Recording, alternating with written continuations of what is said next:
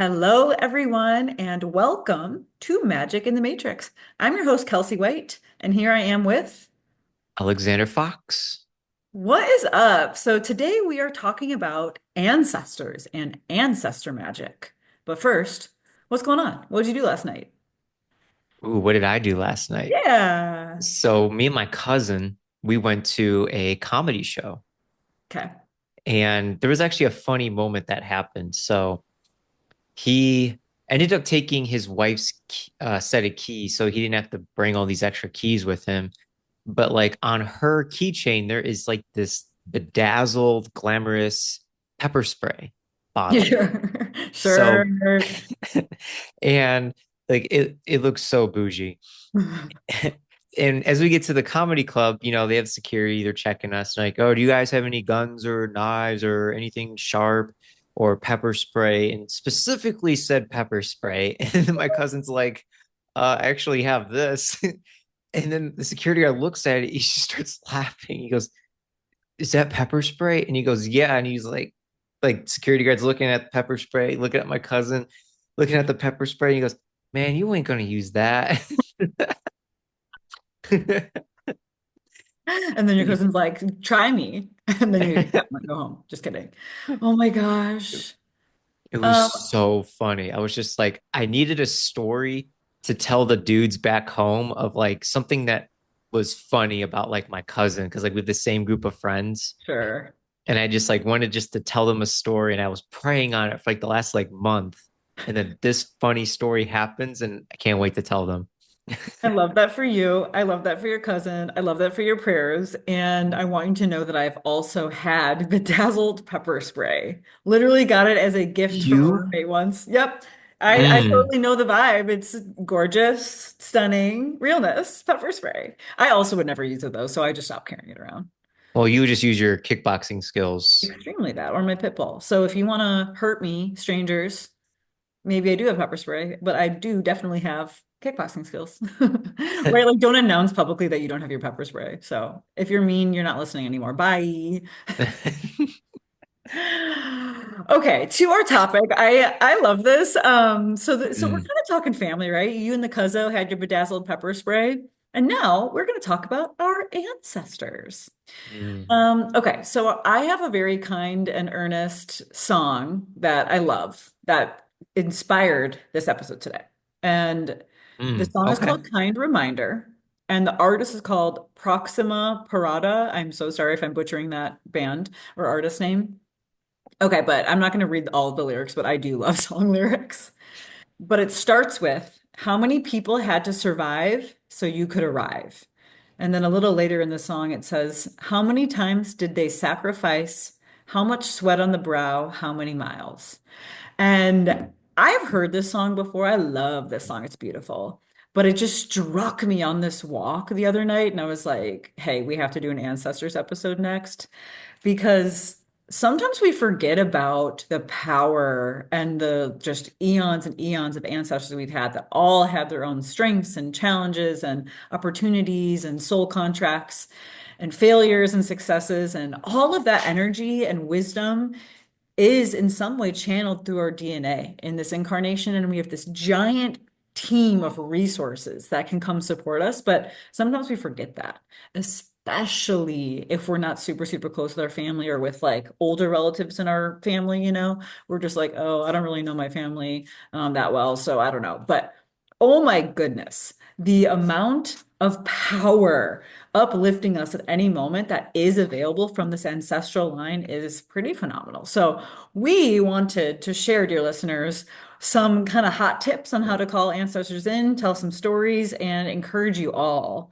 to utilize this ancestral magic. But first, story time. Alexander J. Fox, do you have a story of hanging out or receiving some wisdom from your ancestors? Actually, I do have a wild story. Let's go. So, um, in Mayfield Heights, Ohio, at my sister's house, we were having a mini family reunion. So, like, we had some relatives come from out of town, hadn't seen them in a while. We're getting our favorite pizza place, we're hanging out.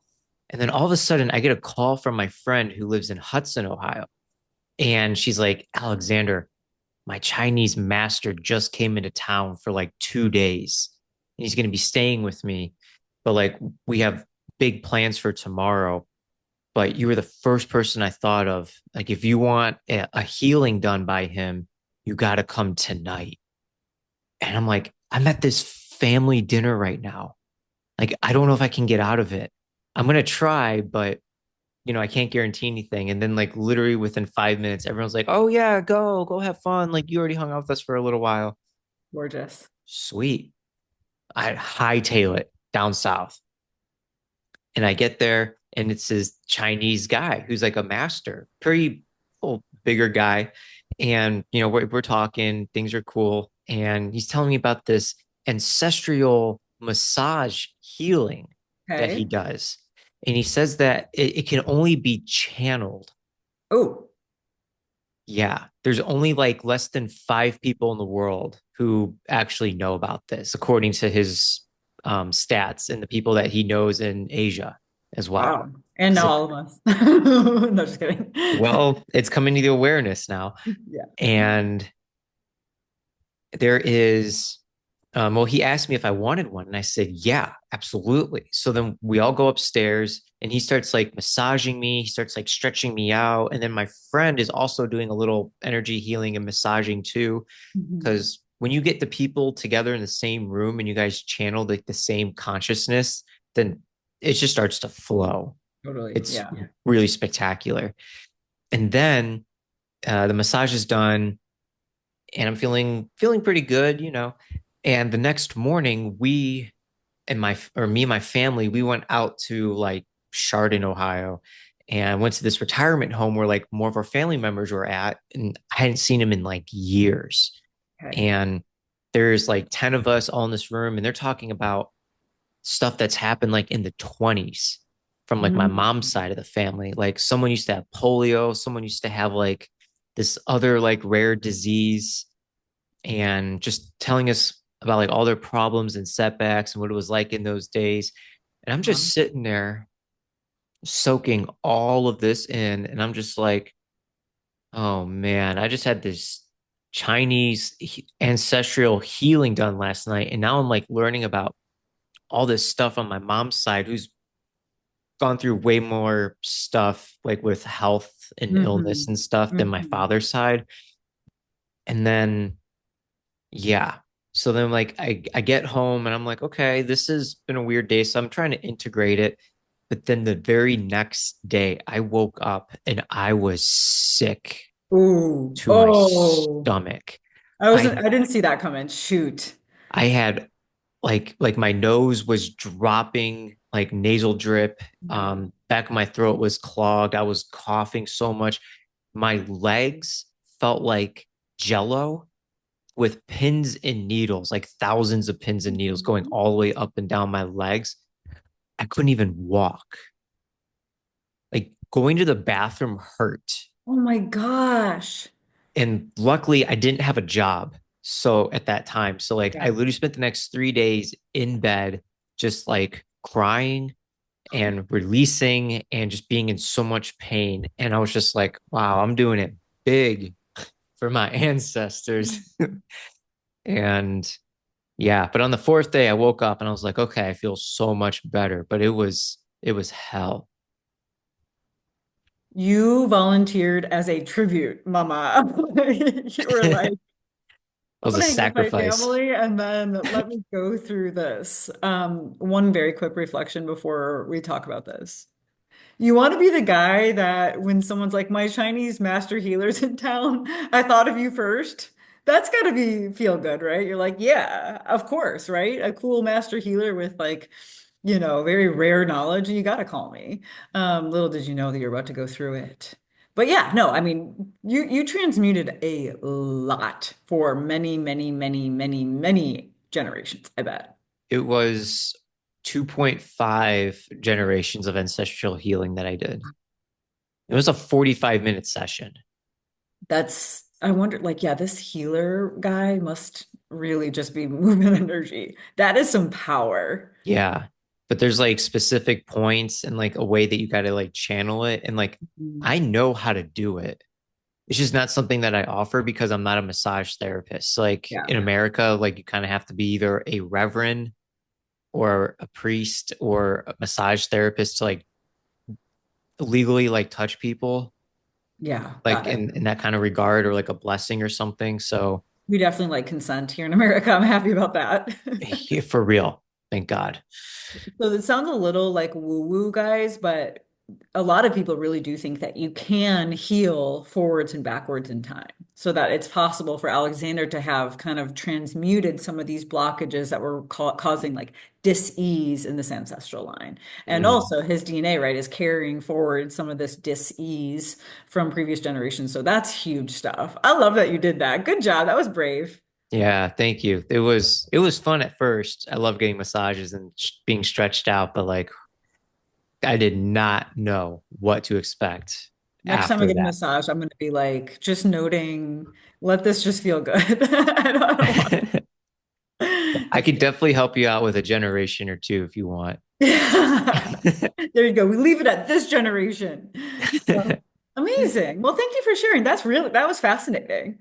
Yeah, thank you. I appreciate you allowing me the chance to share the story. Of course. Yeah.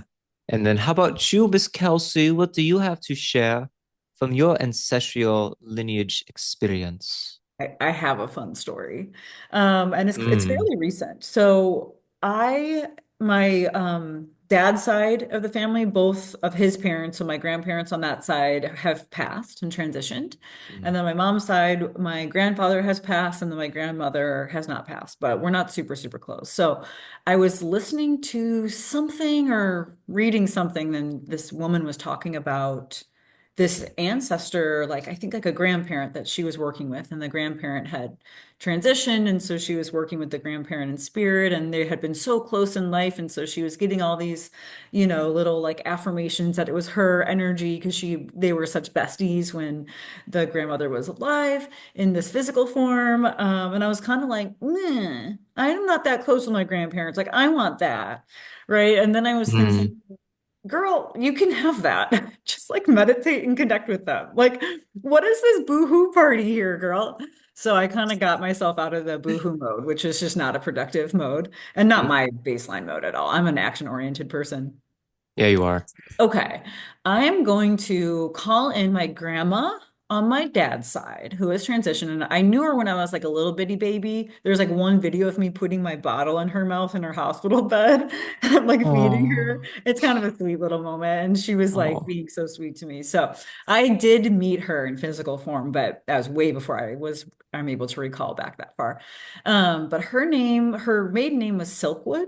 Okay, so Mm. I was like asking for a little bit of information from my dad and or no, maybe my mom, but either way, that she knew her. A little bit of Mm. information, and I think I might have grabbed a picture or something, but I decided that I would meditate and connect with her, and then I would ask her for a sign that she was going to work with me, and I was asking her to help me with my love life and just connect with me and bring like I wanted that grandma love to me. Like it didn't have to be my romantic partner yet, but I wanted maybe help with that in the future, but I wanted to first connect and just feel like, okay, if I'm going to be boo-hoo that I can't call my little grandma and be like, blah, blah, blah, thing is happening. Like, yes, I can. I'm just going to call her in spirit. Mm-hmm. I was like, okay, grandma, I'm going to make a sign for you. And then if I see it, I know that you've agreed to work with me, and show this love. Okay. Okay. My sign is going to be silkworm. So her maiden name was Silkwood, but silkworm was going to be my sign, which is kind of random. And then I immediately was like, that's so specific and random. And I don't even know what a silkworm is really. Like, let's see how this goes. So I just went about Mm. my day, and within like, I would say probably 2 days, I was listening to this astrology podcast. And it's like this long form podcast. If people are astrology nerds, they know it's like the Chris Brennan astrology podcast. Some of them are like hours long. So they just get into random detail about lots of stuff. It's very, very long form. So I'm kind of half listening, half cleaning, doing stuff. And then in some history that's related to some astrological transit, he brings up the silkworm trade in ancient China. And then he goes on for minutes about the silkworm trade. Minutes. And I fell to I sat on the ground with like my vacuum going or something and cried like big tears, just like all this like feeling of feeling kind of alone sometimes and wanting to have all this extra love in my life. And I wanted my grandma with me. And why didn't I have my grandma around me growing up and blah, blah, blah, blah, blah. Like she literally came through that fast with such a random sign that was going on and on. It was like silkworm, silkworm, silkworm. When I tell you, like, my life like was affirmed from that point on. It's just those things, and you talk about a spiritual awakening where, you're like, there's more to life than meets the eye. But then you sometimes think like, I don't know, maybe it's all made up. And is this even real? And you get in those modes like, is anyone helping me? Is anyone listening? Dear God, are you out there? Like, I just need some extra love today. And then for my grandma to come through like that, I was like, okay, I'm gonna make it. I got this. And then crazy enough, a really quick addendum to the story is I think like within that week, just a couple days later, I went on this hike with a Mhm. friend and we're walking, walking, walking. And I got the gift of gab. I'm talking, talking, I'm never paying attention. I will, if you go on a hike with me, you will be lost unless you are paying attention because I don't pay any attention. So then he goes like, hold on, and like points. I'm hanging from this tree. I think it's a spider. So like, like don't walk right in the spider. Or the web, like that's, oh, I hate that thing. Oh, I've done that too many times. So I kind of like duck and I'm like, oh, is it a spider? It's a silkworm. On Ollie's life, I'm not making this up. He's like, it's a silkworm. I go, first of all, I don't even think I'd ever known what a silkworm looked like, but he just said it's a silkworm. Just blatantly says it exactly how And it is. it's so literally a silkworm in the flesh is hanging from a tree, and it stops my hike and my conversation with someone to point out and say, like, watch out, you're gonna run into that. It's a silkworm. Yeah. So I just love so shout out to my grandma. You are so freaking good at signs and for affirming my life and loving. And yeah, I've just from that point on, I felt so connected with her and so grateful for her. Yeah, what's up, grandma? I love Mm, it. Yeah, that's the end of the story, but it's my favorite story maybe of my whole life. that's absolutely astounding, but like so connected in like how you prayed on it and were super specific. Like some people can be like, oh, like, oh, if I see the number nine, Yeah. like on a clock or something like that. I don't know. My Excel spreadsheet, and you're like, damn, there's a lot of numbers here. Yeah, if you see like triple sevens on a license plate, if you want to be that specific, Yeah, yeah, yeah. um, for like showing me the answer if I should do this or if I should do that, you know, um, or like, oh, maybe if I see a hawk, then I'm supposed to do this. Oh, but if I see a turkey vulture, maybe I'm supposed to do that, Correct. you know?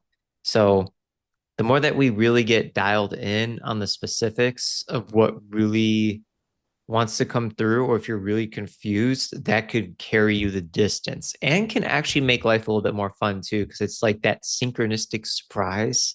Oh yeah. Have we done synchronicities yet? I think we need a full episode on synchronicities. We have certainly talked about synchronicities, but yeah, to ask for a sign in any way, when you receive it, Mm-hmm. it's like that is like he said, it makes life fun. You're just like, oh, and the more specific it is, the more fun it is when you see it, for sure. Mm-hmm. Especially if it's with your grandma It's that you like have never talked to. You're es- just like, what is up? especially your grandmother. Especially my Aw. grandma. Thanks, Grams.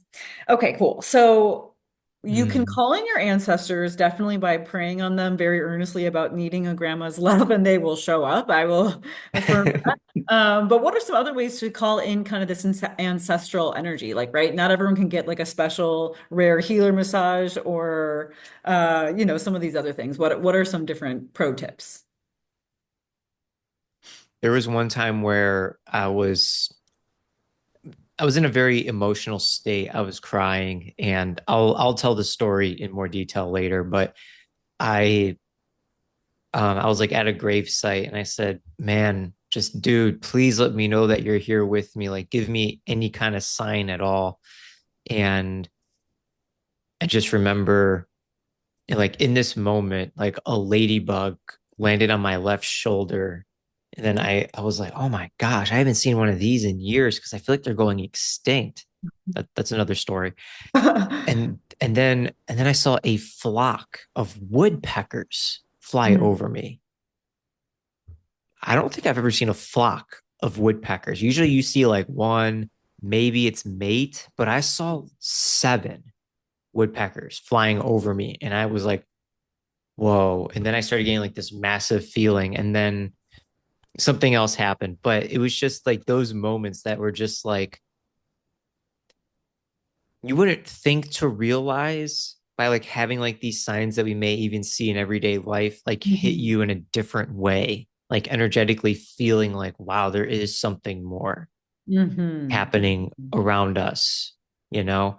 So even just like getting really sincere, really stern and like in your body and like praying, like you said, or right. even asking like, man, grandpa, I feel so lost. Like, please give me a sign. Like, let me know like I'm on the right path or things that I'm doing are good. Like, let me see a hay penny on the streets. Mm-hmm. Normally don't see hay pennies that much anymore. Wait, Um, what's a hay penny? a hay penny is like when so if you have like a normal penny with like Abraham Lincoln on the front, Okay. and then on the back of a normal penny, you would see the Lincoln Memorial. Okay.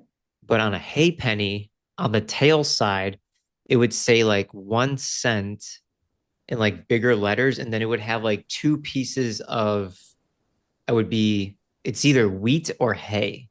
I'm pretty sure it's like a wheat. Oh, they call them wheat pennies or hay pennies. Okay. I'm sure I've seen one, but I didn't Mhm. notice. Although I Yeah. don't like have a bunch of pennies around that much these days. Okay, that would be a very cool sign. Yeah, get your ancestors to send a hay penny, guys. I want it too. That's cool. Yeah, if you see those are pretty rare these days. I used to collect them all the time back home. Huh? Cute. They were fun and Gorgeous. different. Yeah, I definitely agree that asking for signs from your ancestors can definitely give you that validation that you feel they're close. Truly. Yeah, absolutely. For some of us that are like, hey, I don't have like much of a relationship with my ancestors. Like, I don't know that they're going to give me a hey penny or like a podcast for hours. Like, what do I do? I think there's other ways to call in ancestors, maybe by even just like trying to get pictures of them. Like if you can find Mm. an old picture from like a photo album that your family has, you Hmm. can kind of ask around with your family a little bit about like first stories with your ancestors. You can also just set the intention in meditation to connect with them, right? Like if you've never Hmm. physically met them, there you have no frame of reference for whatever reason. Like this is just not something that you have access to any information whatsoever. Does Hmm. not mean that you don't have this ancestral energy behind you and available to you, right? Most importantly, the power and love and support is there, but also it's available to you. Like you just set an intention in your meditation, or if you're like getting really sleepy and you're kind of in that hypnagogic state between wake and sleep, and you want to sort of try to call that energy in, or journal and on your paper, write like, hey, I'm trying to call in with intention this ancestral energy.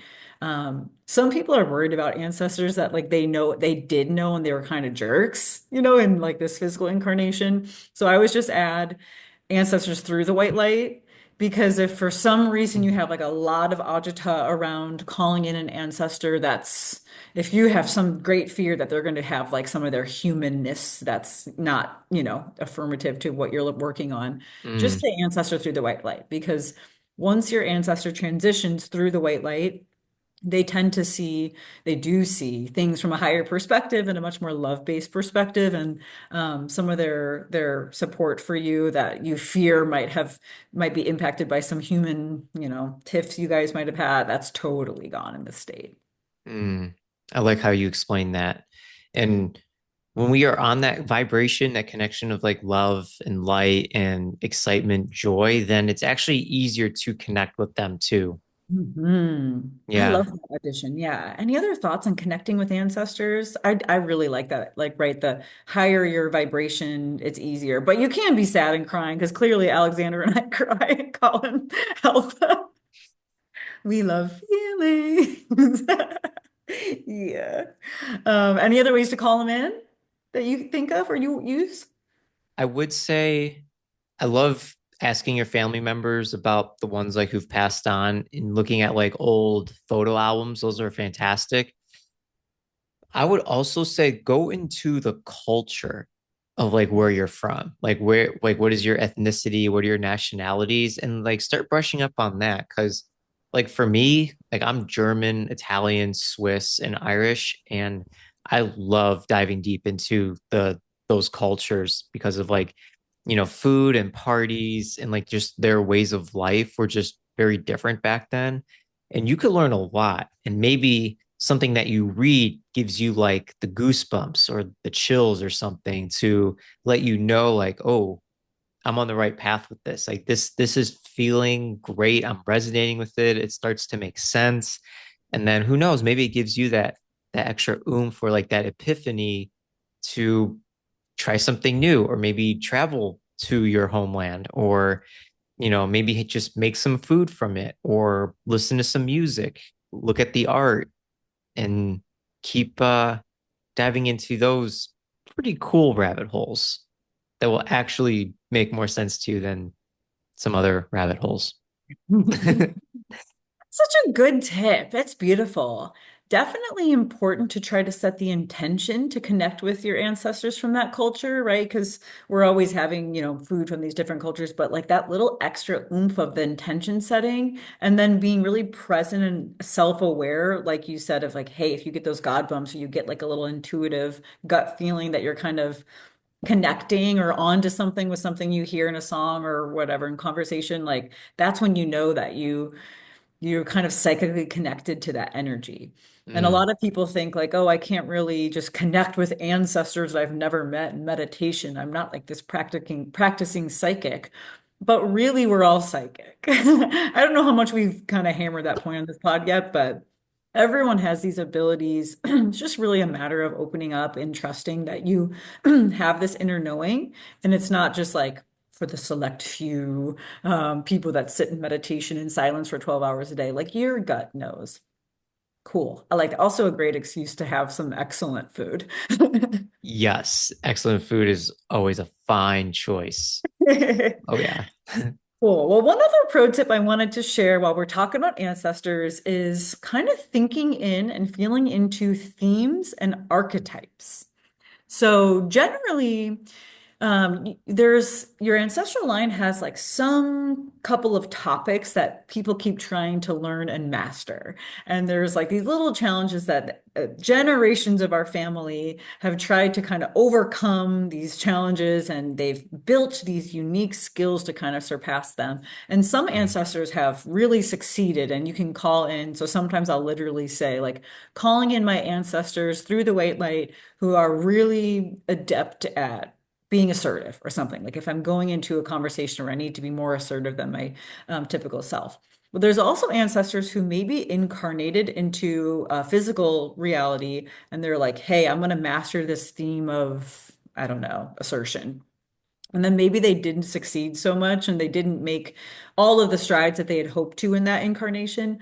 And they might be on the other side, and you're saying, like, hey, I'm going to come in and master the theme of assertion. And they're like, yeah. And so they're full force behind you, trying to help you with this theme. mm, They have this extra oomph and oversight kind of into your path. And I know it's kind of weird to think about ancestors like watching your existence, but there's definitely support both from the people in your familial line that have totally accomplished and succeeded in certain themes and who have maybe fallen a bit short and want to be the support to help you kind of karmically break that generational challenge. And so my recommendation, if you can have these conversations with your family, or like right interview like a grandparent of yours if they're still living or a parent, aunt or uncle, and say like, hey, what are like some themes like from that you're aware of that like are important in your life or in like grandma and grandpa's life or great grandma and grandpa's life. What are some themes that people succeeded in? Like it can really become clear. And I actually asked my parents for, from their perspective, ancestral gifts too. So it could be like just themes that they're working on or gifts that they've kind of honed through multiple generations. And so my mom said on her side, she felt that the ancestral gift was determination. And then my dad said on his ancestral line, he felt the gift was this like unbridled empathy for sort of the downtrodden.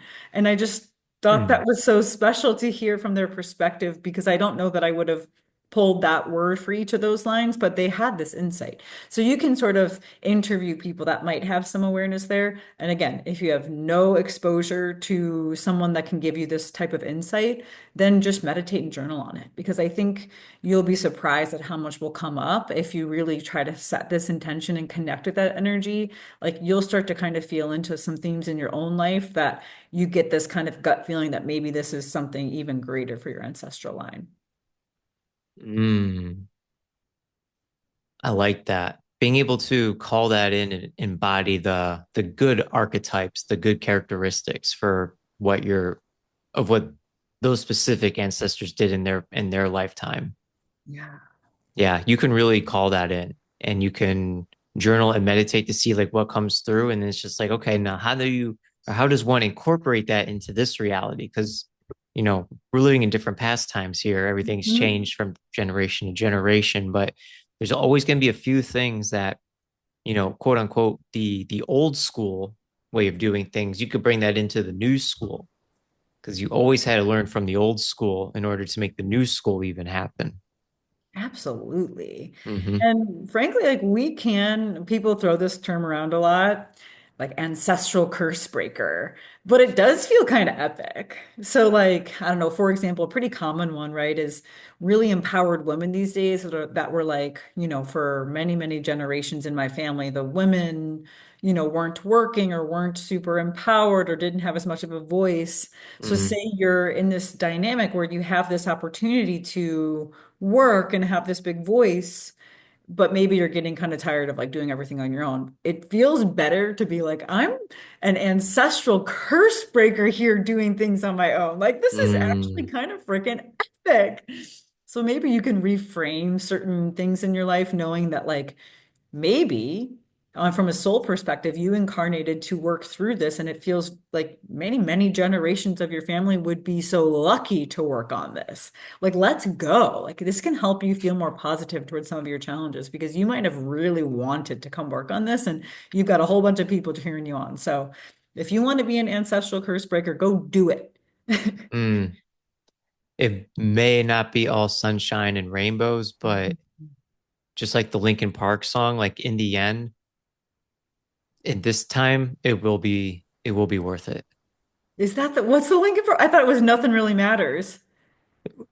It's called In the End, isn't it? Oh, okay. No, I think so. We gotta Yep. get the audio in. No, no, but you're right. But in Nothing the really end, it matters. Okay, doesn't I'm so really sorry for singing. matter. Yeah, but you had to fall to lose it all. But in the end, it doesn't really matter. But actually, it really does matter because it's all worth it just to go through it, just to see what will come out on the other side. Because if you never took the chance to step up into change, then your life may not have been so exciting or adventurous because you were always just stuck in the same mundane time loop that you basically could have just told the story over and over again. Beautiful. Beautiful. Well, we love Lincoln Park. Everything matters and nothing matters, same time. One thought, Mm. songs are modern day poetry. Like I read something once that was like poetry really fell off. Like there's not so much poetry these days. I'm like literally every song is a poem, in some ways. Like song lyrics are one of my favorite things. So if you want to be a songwriter, tell me about it. There was this like it was I think it was a video or a meme or something, but a woman was interviewing Eminem and the woman says, "Oh my God, like people are saying that God sent Lil Wayne to like help transform the music industry." And then Eminem goes, "I don't remember sending anybody." And I was like, "Oh, the goat, the goat." Have the confidence of Eminem, everyone. That is my closing thought on this is please, if you're feeling down, either cry and pray to your ancestors or pretend you're Eminem and just get through it.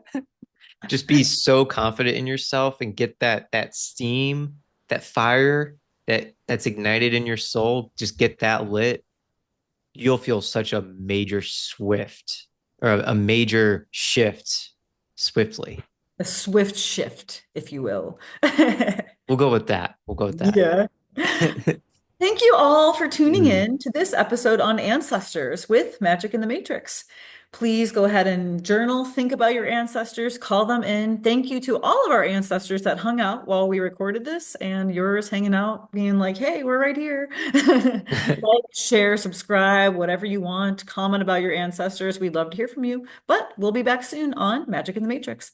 Bye, fam. Peace out, y'all. Have fun.